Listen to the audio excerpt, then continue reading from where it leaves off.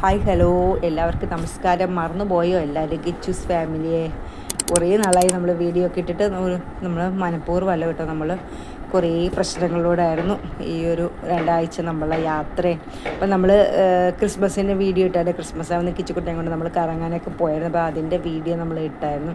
പക്ഷേ ക്രിസ്മസ് കഴിഞ്ഞിട്ട് പിറ്റേ ദിവസം ആയപ്പോഴത്തേക്ക് ആളിന് പനിയൊക്കെ പിടിച്ചു.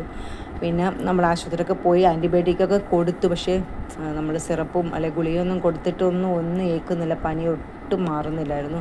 പിന്നെ ഡോക്ടറെ വിളിച്ച് ചോദിച്ചു, പറഞ്ഞു പനി മാറുന്നില്ല, കഫക്കെട്ടൊക്കെ ഉണ്ടെങ്കിൽ അഡ്മിറ്റ് ആകുന്നതായിരിക്കും നല്ല. ഇഞ്ചക്ഷനായിട്ട് മെഡിസിൻ കൊടുത്തെങ്കിലേ പറ്റത്തുള്ളൂ. അങ്ങനെ പിന്നെ ആശുപത്രിയിൽ അഡ്മിറ്റായിരുന്നു. ഒരു 1.5 ആഴ്ചയോളം നമ്മൾ ആശുപത്രിയിൽ അഡ്മിറ്റായിരുന്നു. അത്രയും ദിവസം എടുത്തു പനിയൊക്കെ ഒന്ന് മാറാൻ.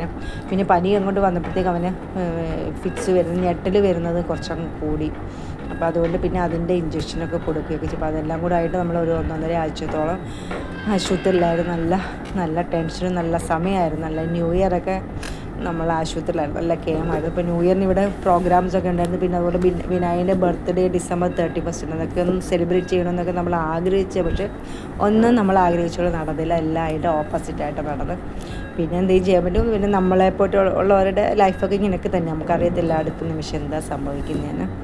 അതുകൊണ്ടിപ്പോൾ നമ്മളിപ്പോൾ അതുമായിട്ടങ്ങ് പൊരുത്തപ്പെട്ടു. പിന്നെ ഇപ്പം വീട്ടിലെത്തി. ഇപ്പോൾ കുഴപ്പമൊന്നുമില്ല. പക്ഷേ പനിയൊക്കെ കഴിഞ്ഞപ്പോഴത്തെ ആളിച്ചിരി റെസ്റ്റ്ലെസ് ആയിട്ടുണ്ട്. നമുക്ക് ഇച്ചിരി ഉറക്കമൊക്കെ ഇച്ചിരി കുറവുണ്ട്. അതുകൊണ്ട് അടുത്ത ആഴ്ച ഒക്കെങ്കിലും ഒന്ന് ന്യൂറോളജിസ്റ്റിനെ കാണിക്കാനും ശ്രീചിത്രയിൽ കൊണ്ടുപോകണമെന്ന് പറഞ്ഞ് വിചാരിച്ചിരിക്കുകയാണ്. അപ്പോൾ ഈ ആഴ്ച എനിക്ക് എക്സാം നടക്കുകയാണ്. അപ്പോൾ എല്ലാം കൂടെ ഒരേ സമയത്തായിരുന്നു. അവന് പനിയും എക്സാമും ഇല്ല. ഞാൻ വിചാരിച്ചു എക്സാമൊന്നും എഴുതാൻ പറ്റത്തില്ല എന്ന് വിചാരിച്ചു. എന്തായാലും എക്സാമൊക്കെ ആകാറായപ്പോഴത്തേക്ക് വീട്ടിലെത്തി.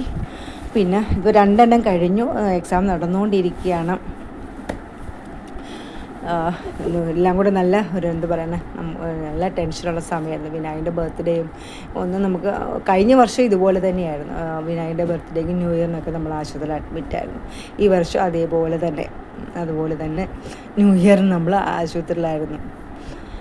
പിന്നെ എക്സാമിന് വന്നു കഴിഞ്ഞ ശേഷം എക്സാം എഴുതാനൊന്നും പറ്റത്തില്ല എന്നൊക്കെ വിചാരിച്ചു. പക്ഷെ വന്ന ശേഷം ഇപ്പം പഠിക്കാൻ പറ്റുന്നുള്ളൂ. പിന്നെ ഇവൻ ഭയങ്കര ബഹളവും ഇവന് ഭയങ്കര റെസ്റ്റ്ലെസ്സും പിന്നൊക്കെ ആയപ്പോഴത്തേക്ക് ഹസ്ബൻഡ് അവധി എടുത്തു. ഇപ്പോൾ 1 മാസം നാട്ടിലെത്തിയിരുന്നു. അതുകൊണ്ട് ഭയങ്കര ആശ്വാസമുണ്ട്.